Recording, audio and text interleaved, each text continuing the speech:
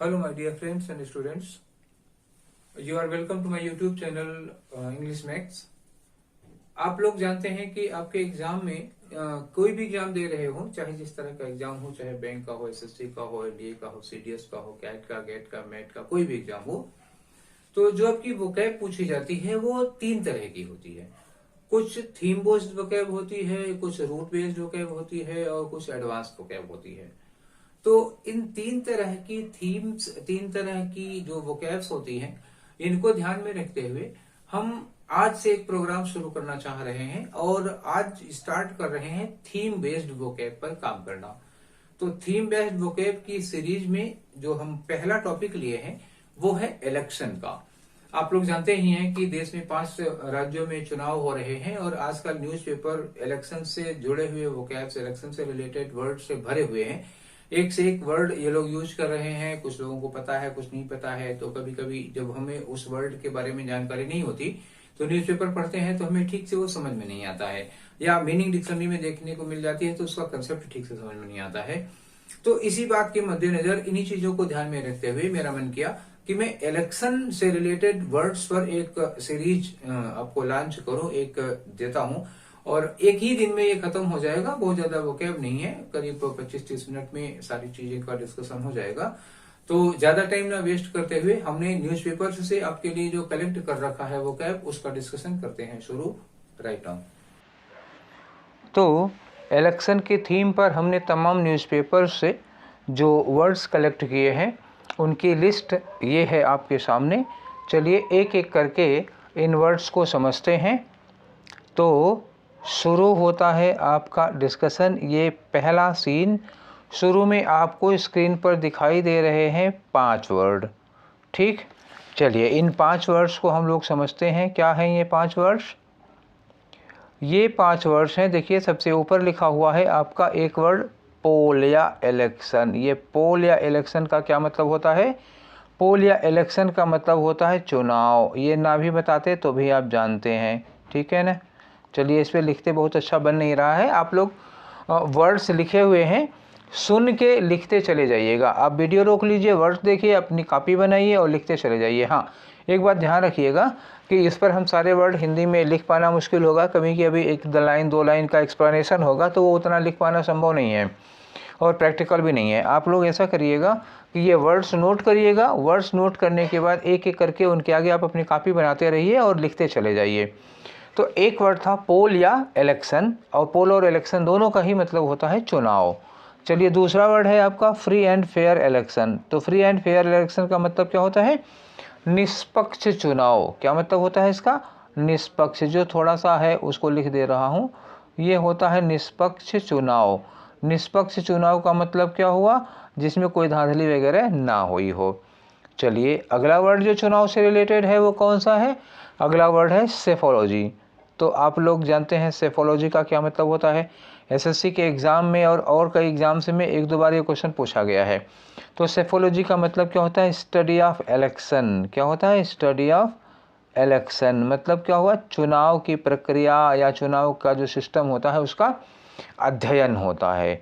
अगला वर्ड है आपका फ्रेंचाइज या सफरेज। तो फ्रेंचाइज या सफरेज इन दोनों का मतलब होता है मताधिकार। ये वर्ड क्या है आपका? ये है मताधिकार। मतलब क्या हुआ? Right to vote. ठीक, फ्रेंचाइज या सफरेज का मतलब होता है राइट टू वोट। ठीक है, समझ गए। चलिए इसके आगे बढ़ते हैं। अगला वर्ड है आपका अडल्ट सफरेज। अच्छा एक बात बताइए, जब सफरेज का मतलब हुआ राइट टू वोट तो एडल्ट सफरेज का क्या मतलब होगा? जाहिर सी बात है, एडल्ट सफरेज का मतलब होता है, हिंदी में कहते हैं वयस्क मताधिकार। मतलब क्या हुआ कि जब कोई व्यक्ति, जब कोई बालक एडल्ट हो जाता है तो उसको चुनाव देने का अधिकार मिल जाता है, उसे कहते हैं एडल्ट सफरेज। अब ये अलग अलग देशों में अलग अलग है। हमारे देश में, इंडिया में 18 साल है एडल्ट सफरेज, रूस में 15 साल है एडल्ट सफरेज। ठीक है ना। तो अलग अलग कंट्रीज के अलग अलग सिस्टम है। चलिए ठीक है, 5 वर्ड ये हम लोग सीख लिए। इसके बाद हम लोग आगे बढ़ते हैं दूसरा सेट। देखिए आपके सामने ये 5 वर्ड का फिर सेट खुला। तो ये जो 5 वर्ड आपके सामने हैं उनमें आज का एक वर्ड है डिफ्रेंचाइज। ऊपर हमने देखा था कि फ्रेंचाइज का मतलब क्या होता है? Right to vote. तो डिफ्रेंचाइज डी लगा दिया तो इसका मतलब क्या दिया, डी लगा दिया तो माइनस कर दिया। इसका मतलब क्या हुआ, जब किसी से उसका राइट टू वोट छीन लिया जाता है, उसका वोट देने का अधिकार छीन लिया जाता है, तो उसको कहते हैं डिफ्रेंचाइज कर देना। अगला वर्ड है कॉन्स्टिट्यूएंसी। कॉन्स्टिट्यूएंसी का मतलब क्या होता है, ये होता है बच्चा निर्वाचन क्षेत्र। क्या होता है, निर्वाचन क्षेत्र। कोई व्यक्ति जिस एरिया से चुनाव लड़ रहा होता है उसे उसका कहते हैं निर्वाचन क्षेत्र। ठीक है। अब अगला वर्ड है हमारा इलेक्टोरेट। इलेक्टोरेट क्या जानते हैं इलेक्टोरेट के बारे में, इलेक्टोरेट का मतलब होता है मतदाता। क्या होता है ये, इलेक्टोरेट मतलब मतदाता। ठीक है। अगला वर्ड लेते हैं इलेक्टोरल रजिस्टर। तो हर जगह होता है एक इलेक्टोरल रजिस्टर होता है। तो इलेक्टोरल रजिस्टर का मतलब होता है कोई भी कॉन्स्टिट्यूएंसी होगी तो उस कॉन्स्टिट्यूएंसी में कितने वोटर हैं, कितने लोग हैं जो 18 साल के हो गए हैं, उनको उस रजिस्टर में शामिल किया जाता है। और जिन लोगों की डेथ हो गई होती है उनको उस रजिस्टर से नाम काटा जाता है। तो हर बार चुनाव के पहले एक इलेक्टोरल रजिस्टर बनाया जाता है, एक इलेक्टोरल रोल बनाया जाता है। उसको आप कहिए इलेक्टोरल रजिस्टर या इलेक्टोरल रोल कहिए। ठीक है, इसे कह देते हैं मतदाता रजिस्टर। ठीक है ना। चलिए एक अगला वर्ड है आपका बैलेट या वोट। तो बैलेट को ही कहते हैं वोट। वोट और बैलेट दोनों एक दूसरे के सिनोनिम है, अगर कभी एग्जाम में आ जाता है तो बैलेट या वोट मतलब क्या हुआ, मत। चलिए आगे बढ़ते हैं। अब आया आपका ये 5 वर्ड एक बार फिर आपकी स्क्रीन पर। इसमें लिखा है to cast vote, to cast the vote. अब ये टू कास्ट लिखा हुआ, इसका मतलब क्या है, ये वर्ब है। वर्ब होने का मतलब क्या हुआ, ये होता है वोट डालना। टू कास्ट द वोट का मतलब हुआ वोट डालना। अब वोट से रिलेटेड एक और वर्ड है आपके सामने, उसे कहते हैं, क्या वर्ड दिया है, प्रॉक्सी वोट। तो प्रॉक्सी वोट का क्या मतलब होता है भाई, प्रॉक्सी वोट का मतलब होता है कुछ ऐसे लोग होते हैं जो बूथ तक नहीं जा पाते हैं किसी भी कारण से, कुछ भी वजह हो सकती है। तो ऐसे लोग होते हैं जैसे वो बीमार हो सकते हैं या फिर बहुत ज़्यादा उम्र के हो सकते हैं, 70-80 साल के हो रहे हैं, चलने फिरने में दिक्कत हो रही है उन लोगों को, मतलब people who are unable to get polling station, तो they are allowed to appoint someone to vote in their behalf. तो उन लोगों को परमिशन दी जाती है कि अपनी बिहाफ पर किसी को वोट देने के लिए अलाउ कर दें। तो जो व्यक्ति पोलिंग बूथ तक जाने में असमर्थ है, अनेबल है, वजह कुछ भी हो सकती है, बहुत ज़्यादा बुढ़ापा हो सकता है, पैरालिसिस हो सकती है, चलने फिरने में दिक्कत हो सकती है, बीमारी हो सकती है, ऐसे में वो किसी व्यक्ति को ऑथराइज कर देते हैं कि उनकी जगह पर वो वोट दे दे। तो इसी को कहा जाता है प्रॉक्सी वोट। ठीक है। तो प्रॉक्सी वोट ये उसके पोस्ट के जरिए भी भेजा सकता है, डाक से भी भेजा जा सकता है। अगला वर्ड है एब्सेंटी बैलेट। एब्सेंटी बैलेट का मतलब क्या होता है, ये एक सिस्टम होता है एब्सेंटी बैलेट का। जैसे कोई व्यक्ति है, ठीक है, जो किसी दूसरे राज्य में नौकरी कर रहा है, जॉब कर रहा है, या किसी दूसरे शहर में है, जिस दिन वहाँ पर वोट है उसके एरिया में, मान लीजिए कोई आदमी है उत्तर प्रदेश का है, उत्तर प्रदेश में चुनाव हो रहे हैं, वो रहता है महाराष्ट्र में, और कोई ऐसी जॉब करता है, कोई ऐसी नौकरी करता है जिसमें वो जल्दी से छुट्टी नहीं पा रहा है घर आने की, या वोट में आ नहीं पा रहा है, तो उसको ये छूट दी जाती है, उसको ये सुविधा दी जाती है कि वो अपना वोट डाक के जरिए या प्रॉक्सी के जरिए दे सकता है। ठीक है ना। तो ये जो एब्सेंटी बैलेट होता है, एब्सेंटी बैलेट उन लोगों के लिए फैसिलिटी होती है जो अपने निर्वाचन क्षेत्र में नहीं है, कोई जॉब वगैरह करते हैं, नौकरी करते हैं और वो आ नहीं पाते हैं, तो उनको हालांकि पहले से परमिशन लेनी पड़ती है, इसके लिए पहले से एप्लीकेशन देना पड़ता है। तो वो चाहे डाक से पोस्टल वोट डाल सकते हैं, उसको पोस्टल बैलेट कहते हैं, या फिर अपनी जगह पर किसी को प्रॉक्सी अपॉइंट कर सकते हैं, तो वो एब्सेंटी बैलेट होता है। अब प्रॉक्सी वोट और एब्सेंटी बैलेट में क्या फ़र्क हो जाएगा, देखिए प्रॉक्सी वोट का मतलब हुआ आदमी वहीं पर है, आने में असमर्थ है, तो किसी को नियुक्त करता वो प्रॉक्सी होता है। एब्सेंटी बैलेट का मतलब होता है आदमी उस जगह पे नहीं है, किसी दूसरे शहर में है या कहीं और है जहाँ से छुट्टी नहीं मिली है, वो किसी को प्रॉक्सी या नियुक्त कर सकता है या डाक से अपना वोट भेज सकता है, उसके लिए होता है। और अगला वर्ड है, देखिए इसी से रिलेटेड है, पोस्टल वोट। तो पोस्टल वोट क्या चीज़ होता है, पोस्टल वोट होता है सेम वही चीज़, जैसे आप एब्सेंटी हैं तो अब डाक के जरिए जो अपना वोट भेजेंगे उसको कहते हैं पोस्टल वोट। ठीक है। चलिए एक अगला वर्ड है ईवीएम। ईवीएम का मतलब होता है इलेक्ट्रॉनिक वोटिंग मशीन। तो अभी कुछ दिनों पहले तक होता था कि कागज़ का एक पर्चा होता था, उस पर मुहर लगा करके वोट डाला जाता था, लेकिन अब इलेक्ट्रॉनिक सिस्टम आ गया है। अब एक बटन दबाइए और आपका वोट पड़ गया। तो जो इलेक्ट्रॉनिक वोटिंग मशीन होती है उसे कहा जाता है EVM शॉर्टकट में। ठीक है, चलिए ये हो गए। फिर हमारे सामने और हैं 5 वर्ड। देखिए ये 5 वर्ड क्या कह रहे हैं, 5 वर्ड कह रहे हैं वही पुराना सिस्टम। बैलेट पेपर का मतलब होता है एक कागज़ होता था, उस कागज़ पे एक लिस्ट बनी होती थी, सभी जो कैंडिडेट होते थे उनके नाम छपे होते थे और उनके आगे उनका चुनाव चिन्ह छपा होता था। ठीक है, तो नाम के आगे जो चुनाव चिन्ह होता था वहाँ पर लोग मुहर लगा देते थे और मोड़ करके डाल देते थे बैलेट बॉक्स में, तो होता था बैलेट पेपर। मतलब ये हुआ कि जब कागज़ पर वोट दिया जाता था तो वो बैलेट पेपर कहा जाता था। बैलेट बॉक्स क्या होता है, एक तरह का बॉक्स होता था, उसमें जब आप अपने पर्चे पर अपने बैलेट पर वोट डालने के बाद, मुहर लगाने के बाद मोड़ करके जिस बॉक्स में डालते थे उसे बैलेट बॉक्स कहा जाता था, जिसे मत पेटी कहा जाता था। ठीक है, अब आता है इलेक्शन पर कुछ वर्ड्स हैं। बाई इलेक्शन क्या होता है, ठीक, बाई इलेक्शन या बाई पोल। तो बाई इलेक्शन या बाई पोल कहा जाता है उपचुनाव, हिंदी में इसको क्या कहते हैं, उपचुनाव। अब उपचुनाव का मतलब क्या होता है, जैसे किसी एरिया में कहीं पर चुनाव हुआ और किसी कारणवश उस एरिया में जिसका जो चुनाव हुआ था आधे समय पे या किसी समय पे, मान लीजिए वहाँ का जो कैंडिडेट है, वहाँ का जो MLA है, जो MP है, भगवान न करे उसकी डेथ हो जाती है या उन्होंने अपनी सीट से रिज़ाइन दे दिया, तो जो सीट खाली हो जाती है उसके लिए जब चुनाव किया जाता है तो उसको कहते हैं उपचुनाव या बाई पोल या बाई इलेक्शन। अगला है स्नैप पोल। अब ये स्नैप पोल या स्नैप इलेक्शन क्या होता है, ठीक है, देखिए स्नैप पोल किसे कहते हैं। स्नैप पोल होता है मध्यावधि चुनाव। मध्यावधि चुनाव का मतलब को क्या होता है कि जैसे एक बार चुनाव हुआ, सरकार बनी और किसी कारण बस वो सरकार 5 साल तक अपना टेन्योर ना पूरा कर पाई, बीच में उन्होंने विश्वास मत खो दिया, तो बीच में ही सरकार गिर जाती है। अगर 5 साल पूरा ना करके 2 साल, 2.5 साल, 3 साल में सरकार गिर जाती है और फिर से चुनाव कराने की नौबत आती है तो उसे कहते हैं मध्यावधि चुनाव, उसको कहते हैं स्नैप पोल। और अगला वर्ड है आपका पोल बायकॉट। तो बायकॉट का मतलब क्या होता है, बहिष्कार करना। तो पोल बायकॉट का मतलब क्या हुआ, चुनाव का बहिष्कार करना। ठीक है, बात समझ में आ गई। चलिए आगे बढ़ते हैं हम लोग। तो अब ये रहा फिर आपका 4 वर्ड आपके सामने। ये 4 वर्ड है। एक वर्ड है देखिए इसमें टू डिफर पोल, इसके पहले टू लगा है, इसका मतलब क्या हुआ कि ये वर्ब है। तो टू डिफर पोल, पोल का मतलब क्या हुआ, चुनाव, और डिफर का मतलब होता है टालना। तो टू डिफर पोल का मतलब क्या हुआ, वो चुनाव को थोड़े दिन के लिए टालना। और काउंटरमैंड क्या होता है भाई, काउंटरमैंड का मतलब हो जाता है कि चुनाव को रद्द कर देना। ठीक है, और डिफर का मतलब होता है टाल देना, और काउंटरमैंड का मतलब क्या हो जाता है, रद्द कर देना। रद्द कर देना समझ में आ रहा है ना, कैंसिल कर देना, एकदम से कैंसिल कर देना, मतलब होगा ही नहीं चुनाव। डिफर में क्या हो जाता है, कुछ दिनों के लिए। देखिए डिफर मतलब कुछ दिनों के लिए हो जाता है, और काउंटर पोल का मतलब वहाँ रद्द ही कर दिया जाता है, होगा ही नहीं चुनाव। ठीक है, अब एक बहुत अच्छा वर्ड है फ्रे। फ्रे का मतलब जानते हैं, फ्रे का मतलब होता है चुनाव मैदान।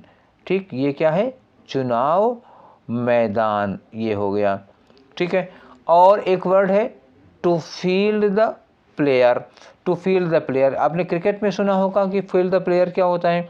क्रिकेट में जब आप फील्डिंग करने लगते हैं तो आपका कैप्टन किसी को स्लिप पे, किसी को गली में, किसी को कहीं, किसी को मतलब अलग अलग जगहों पे फील्डिंग लगाता है।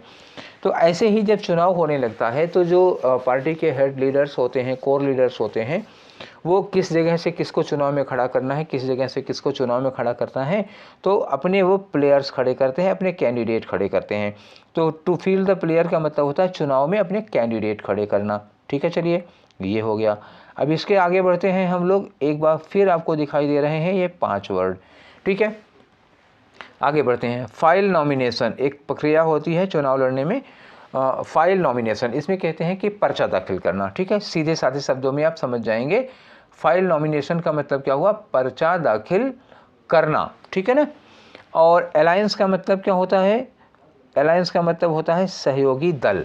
अब कभी कभी क्या होता है, कभी क्या आजकल तो फिलहाल अक्सर ये हो रहा है, जैसे भारत की राजनीति है, पूरी दुनिया में फिलहाल इस तरह की राजनीति है कि जब कुछ मतलब समान विचारधारा वाले दल एक साथ मिलकर के चुनाव लड़ते हैं, एक दूसरे से सहयोग करके चुनाव लड़ते हैं, सीटों का बंटवारा कर लेते हैं कि कुछ सीटों पर हम लड़ेंगे, कुछ सीटों पर आप लड़ेंगे और दोनों मिल के चुनाव लड़ेंगे, एक दूसरे का विरोध नहीं करेंगे, एक दूसरे का सपोर्ट करेंगे, तो वो सहयोगी दल कहे जाते हैं। उन्हें क्या कहा जाता है? अलायंस कहा जाता है।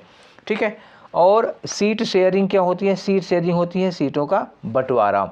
तो जब अलायंस होंगे, जब उसमें कई पार्टियां मिलकर के आपका साथ दे रही होंगी, तो आपको थोड़ी थोड़ी सीटें, थोड़ी सीटें किसी को, थोड़ी सीटें किसी को, थोड़ी सीटें किसी को, ऐसे ही देना पड़ता है।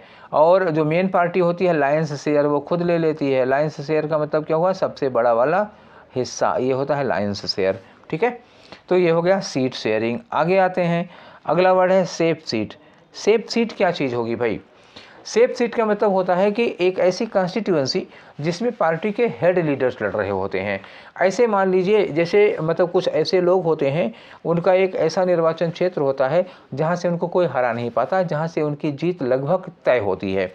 तो पार्टी के जो बिग लीड होते हैं, बड़े नेता होते हैं, वो लोग इस जगह की सीटों से लड़ते हैं। और कई बार ऐसा भी देखा गया है कि किसी पार्टी का बहुत बड़ा नेता अगर उस जगह से लड़ रहा है तो दूसरी पार्टी के लोग अक्सर वहाँ पर अपने कैंडिडेट खड़े ही नहीं करते हैं। तो इस तरह की सीट को सेफ सीट कहा जाता है, जहाँ से उसके उम्मीदवार का जीतना 100% तय होता है और जीतने की जो मार्जिन होती है करीब 20% के ऊपर होती है। 20% से ज़्यादा वोट उनको मिल जाता है, तो वो कहा जाता है सेफ सीट। अगला वर्ड है हमारा इलेक्शन कैंपेन। इलेक्शन कैंपेन का मतलब क्या होता है? चुनाव का प्रचार करना। तो ये तमाम माध्यम होता है। इस बार तो फिलहाल सरकार ने रोक लगा दी है, केवल सोशल मीडिया पर प्रयोग आप प्रचार करेंगे या घर घर जाके डोर टू डोर प्रचार करेंगे, उसमें भी तमाम रेस्ट्रिक्शंस लगे हुए हैं।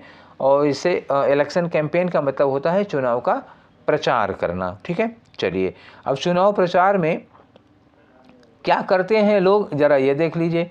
चुनाव प्रचार में आप करते हैं टू कैनवस, यही है चुनाव प्रचार। टू कैनवस का मतलब क्या होता है? लोगों को जा के समझाना। ये कैनवस मतलब भी वही होता है, चुनाव का प्रचार करना। ठीक है। To woo the voters, to woo the voters, देखिए इसमें भी टू लगा हुआ है, ये भी वर्ब है और ये भी वर्ब है। टू वू द वोटर्स, इसमें वो जो वर्ड लिखा होता है वो WOO, वो का मतलब होता है ना रिझाना। क्या होता है इसका मतलब? रिझाना, ये होता है। और टू वू द वोटर्स का मतलब होता है वोटर्स को रिझाना, अच्छे अच्छे वादे करके। अब वो झूठे हो सच हो, पूरा करे ना करे, वो उनके मतलब होता है। हमारा मतलब केवल इतना है, आप इस वर्ड का मतलब समझिए कि टू वू द वोटर्स, वो माने रिझाना, और वू द वोटर्स का मतलब होता है कि वोटर्स को रिझाना। ठीक। चलिए, एक वर्ड लिखा हुआ है बैटल बस। ठीक है ना। तो ये बैटल बस क्या चीज़ होती है भाई? बैटल बस वो होती है, एक ऐसा व्हीकल होता है जिस पर पार्टी के बड़े नेता जो होते हैं या जो हेड लीडर होता है, वो जिस बस पर बैठ करके और देश भर में घूम घूम कर रैलियां किया करता है। बात समझ गए? ये एक व्हीकल होती है, a vehicle used by a party to transport its leader और other senior figures around the country to rallies या टू मीट द पीपल। ठीक है, बात समझ में आ गई? चलिए आगे आते हैं। एक वर्ड है मैनिफेस्टो। मैनिफेस्टो का मतलब क्या होता है? ये होता है पार्टियों का चुनावी घोषणा पत्र। मतलब क्या होता है? एक लिखित दस्तावेज होता है, समझ रहे हैं? एक लिखित, एक रिटन डॉक्यूमेंट होता है पार्टियों का, release by parties on the occasion of election. और इसमें क्या होता है कि उनकी घोषणाएं होती हैं जनता के सामने कि अगर हमारी सरकार बनती है, if we come to the power we will do these things, हम ये काम करेंगे। ये उनका घोषणा पत्र होता है चुनाव के समय ये लोग पार्टियां अक्सर जारी करती हैं। अब इसी दौर में, चुनाव के प्रचार के ही दौर में होते हैं टाल प्रॉमिसेज। टाल प्रॉमिसेज का मतलब क्या हुआ? बड़े बड़े वादे। आप क्या करेंगे, इसको कैसे लिखेंगे? बड़े बड़े वादे। जो ये बड़ी बड़ी पार्टियां हैं जो चुनाव लड़ रही हैं, ये जो बड़े बड़े वादे करते हैं, इन्हें क्या कहा जाता है? टॉल प्रॉमिसेज। न्यूज़पेपर में इसी तरह के वर्ड आते हैं। अब अगला आया एंटी इनकम्बेंसी फैक्टर। क्या होता है? इनकम्बेंसी का मतलब होता है जो सरकार रूलिंग में है, जो रूलिंग पार्टी होती है, उसको कहते हैं इनकम्बेंसी। अच्छा, जो पार्टी रूल कर रही होगी उसके एंटी एक इमेज बन जाती है। होता एक्चुअली क्या है कि जैसे जिसने अभी हाल ही में 5 साल गवर्नमेंट चलाई है, जिसके टेन्योर का 5वां साल चल रहा होता है, तो इसकी गलतियां एकदम आंख के सामने होती हैं। इसने क्या गलतियां की है वो हमें साफ साफ दिखाई देता है। और जो बंदा आज से करीब 5 साल 10 साल पहले शासन किया है, जिसने 5 साल 10 साल पहले गवर्नमेंट चलाई है, उसकी गलतियां थोड़ी धूमिल पड़ जाती हैं, कुछ धुंधली पड़ जाती हैं। जो ताज़ा सरकार होती है उसकी गलतियां सामने दिखाई देती हैं। तो कुछ इस तरह का रूलिंग गवर्नमेंट के अगेंस्ट लोगों के दिमाग में एक धारणा बनती है, उसको कहते हैं एंटी इनकम्बेंसी फैक्टर, और चुनाव में वो रूलिंग गवर्नमेंट के अगेंस्ट काम करती है। ठीक है, वो होता है एंटी इनकम्बेंसी फैक्टर। चलिए, ये न्यूज़पेपर में ये वर्ड बहुत ज़्यादा देखने को मिलता है। एक वर्ड है एग्जिट पोल। ये एग्जिट पोल क्या होता है? ये एक तरह से पोल होता है, जिसको आप ऐसे कह सकते हैं कि a poll carried out by researchers asking people how they have voted just after they have left the polling station on election day। लोग पोलिंग डे पर, चुनाव के दिन पर वोट डाल के जब बाहर निकलते हैं तो लोगों से उनकी राय, उनका मत लिया जाता है। प्रेस वाले अक्सर या न्यूज़ चैनल वाले अक्सर इस तरह का रिसर्च करते हैं, रिपोर्ट करते हैं। तो लोगों का जो रुझान देखते हैं, लोग किस तरह से किसको वोट डाल के आ रहे हैं। इसमें ज़रूरी नहीं होता कि आदमी आपको अपनी राय दे ही, हो सकता है वो ना बताए, आप उससे कोई ज़बरदस्ती नहीं कर सकते हैं। लेकिन जो लोग वोट डाल के आ रहे हैं उन लोगों से मिल के उनकी राय लेकर के एक आइडिया निकाला जाता है कि किस तरह का रुझान है, किस तरह के मतलब लोगों का मत चल रहा है। इसको एग्जिट पोल कहते हैं। तो जो बड़े बड़े क्या कहते हैं टीवी हाउस हैं या न्यूज़ हाउस हैं, वो लोग चुनाव के होता रहता है तो वे लोग एग्जिट पोल जारी करते हैं कि कौन आगे चल रहा है, कौन पीछे चल रहा है, इस तरह से। एक होता है ओपिनियन पोल। एग्जिट पोल और ओपिनियन पोल में क्या फ़र्क होता है? ओपिनियन पोल में देखिए, एक सर्वे किया जाता है लोगों से, लोगों की ओपिनियन ली जाती है। फिर एक बार बात बताएं आपको कि ये ओपिनियन देना, पब्लिक को आप मजबूर नहीं कर सकते हैं, ओपिनियन देना उसकी अपनी मर्जी होती है। तो लोगों से उसकी ओपिनियन ली जाती है। ये इलेक्शन कैंपेन के टाइम पे होता है। ठीक है, तो वो होता है ओपिनियन पोल। चलिए, एक होती है पोल एनालिसिस। पोल एनालिसिस मतलब होता है ये चुनावी विश्लेषण होता है। जब वोट पड़ जाता है तो जो क्या कहते हैं राजनीति के दिग्गज लोग होते हैं, चुनाव के जो माहिर लोग होते हैं, महारथी लोग होते हैं, ये लोग बैठते हैं और चुनाव पर पूरी क्या करते हैं, चर्चा करते हैं। किस तरह का वोट पड़ा और कितना वोट पड़ा, मतलब पूरा एनालिसिस करते हैं, किधर रुझान ज़्यादा है, क्या कैसे है, इस तरह की चीज़ें होती हैं। ठीक है, चलिए अगली चीज़ है हमारी इलेक्टोरल फेट। क्या होता है इलेक्टोरल फेट भाई? इलेक्टोरल फेट क्या चीज़ होती है? ठीक है, चलिए, तो इलेक्टोरल फेट होता है चुनावी भविष्य। क्या होता है ये? चुनावी भविष्य। जब वोट पड़ जाता है और बैलेट बॉक्स में डाल दिया जाता है सबका वोट, तो उसके बाद वो बंद होता है सबका, हर पार्टी का इलेक्टोरल फेट, हर पार्टी का चुनावी भविष्य बैलेट बॉक्स में रखा हुआ है। ठीक है, जब खुलेगा और गिना जाएगा तब उनका किस्मत देखी जाएगी। वोटर टर्नआउट क्या होता है? वोटर टर्नआउट ये होता है कि टोटल कितना परसेंटेज वोट पड़ा। न्यूज़पेपर में अक्सर ये वर्ड देखने को मिलता है कि इस दिन 70% वोटर टर्नआउट रहा। 70% वोटर टर्नआउट का मतलब हुआ कुल जितने वोटर थे उसमें 70% लोगों ने वोट दिया। ठीक है, तो ये वोटर टर्नआउट हो गया। अब ये मैंडेट या वर्डिक्ट क्या होता है? वर्डिक्ट वैसे कोर्ट के फैसले को कहते हैं, लेकिन जनता जो फैसला करती है उसको भी वर्डिक्ट कहते हैं। तो मैंडेट या वर्डिक्ट का मतलब क्या हुआ? जनादेश। आप सीधे सीधे एक शब्द में जानिए क्या होता है? जनादेश। जनता ने किसको आदेश दिया है कि आप हमारे ऊपर रूल करिए, वो मैंडेट या जनादेश या वर्डिक्ट कहते हैं इसको। अब आते हैं, देखते हैं क्या होती है एब्सोल्यूट मेजॉरिटी।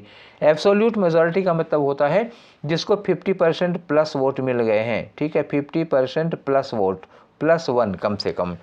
तो 50% +1 जिसको होता है वो एब्सोल्यूट मेजॉरिटी होती है, स्पष्ट बहुमत, जिसको सरकार बनाने के लिए बुला लिया जाता है कि अब आप आइए सरकार बनाइए। उसमें किसी को मतलब ये नहीं देखना होता है कि कौन किसको सहयोग कर रहा है, कौन किसको सहयोग कर रहा है। एक पार्टी को स्पष्ट बहुमत मिल जाता है या उसके सहयोगी दलों को मिला करके स्पष्ट बहुमत मिल जाता है। ठीक है, चलिए अब एक होता है लैंडस्लाइड। लैंडस्लाइड क्या चीज़ होती है? अब ये मत कहिएगा कि पहाड़ों पे जो ज़मीन खिसक जाती है या पहाड़ तरक जाते हैं उनको लैंडस्लाइड कहते हैं, नहीं। एक्चुअली चुनाव के समय जो लैंडस्लाइड होता है उसका मतलब होता है the name, landslide is the name given to an election which one party wins by a very large margin. मतलब क्या हुआ? लैंडस्लाइड में वही एब्सोल्यूट मेजॉरिटी ही है। एब्सोल्यूट मेजॉरिटी में क्या था 50% +1, ठीक है ना, +1। और लैंडस्लाइड का मतलब क्या होता है कि मार्जिन बहुत ज़्यादा होती है, मतलब 50% नहीं, करीब करीब 70% सीटें जिसको मिल जाती हैं, तो ये मार्जिन बहुत ज़्यादा हो जाती है, तो लैंडस्लाइड हो जाती है। ठीक, जब किसी चुनाव के बाद, चुनाव के नतीजे में किसी पार्टी को या उसके सहयोगी दलों को, अलायंस को 50% से काफ़ी ज़्यादा, मतलब 70 या 75% के करीब सीटें मिल जाती हैं, तो कहा जाता है लैंडस्लाइड। ठीक है, चलिए आगे बढ़ते हैं।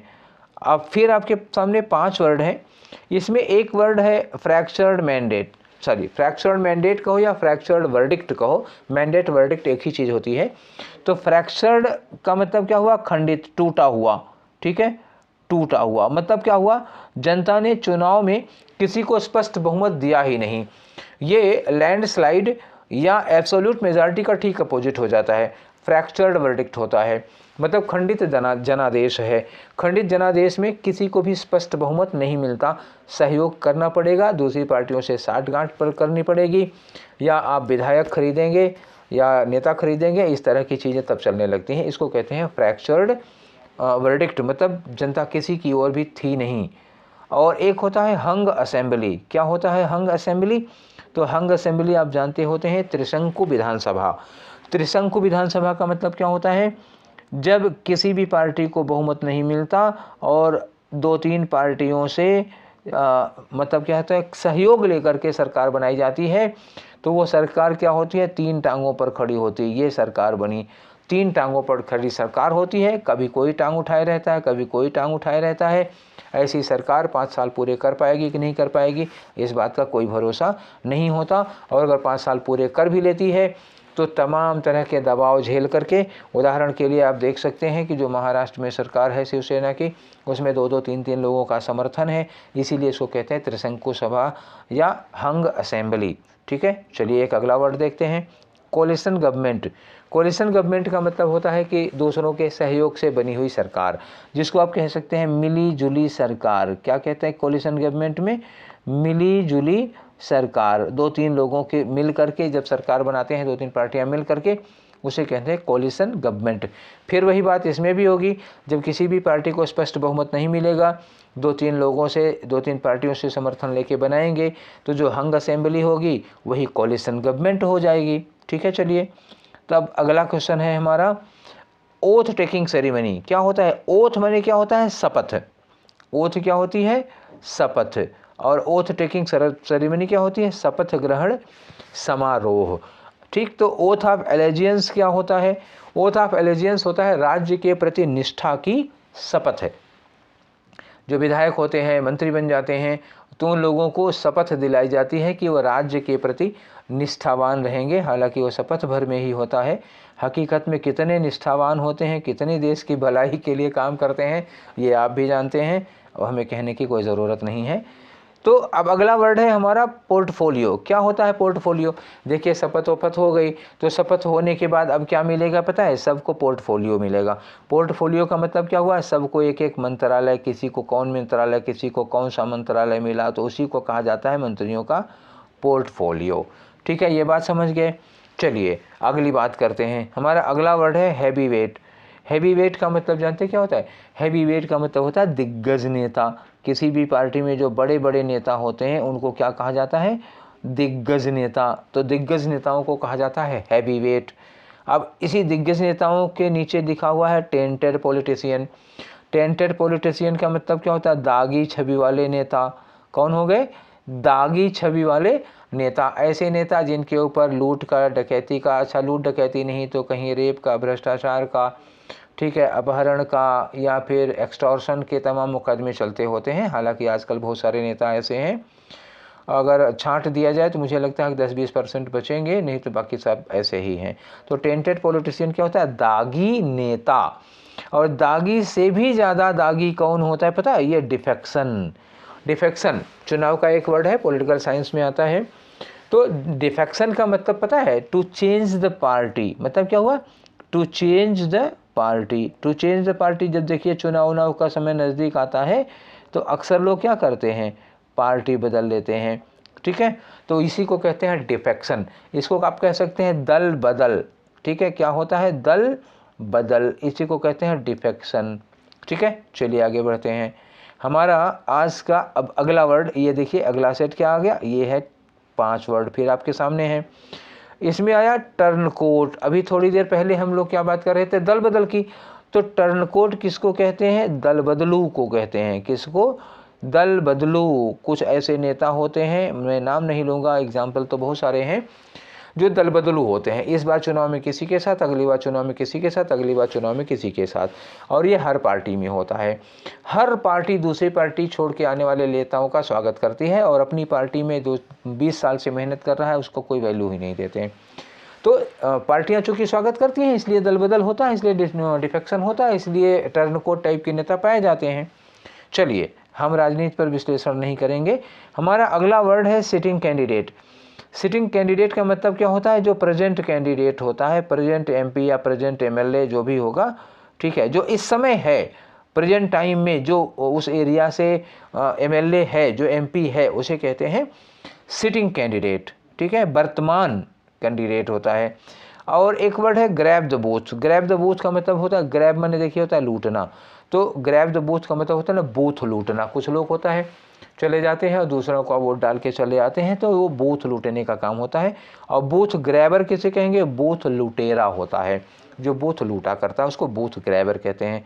और बैग द सीट का मतलब क्या होता है? सीट जीतना, ठीक है। ये क्या होता है? Bag the seat. ये बैग वर्ड किसके लिए लगा है?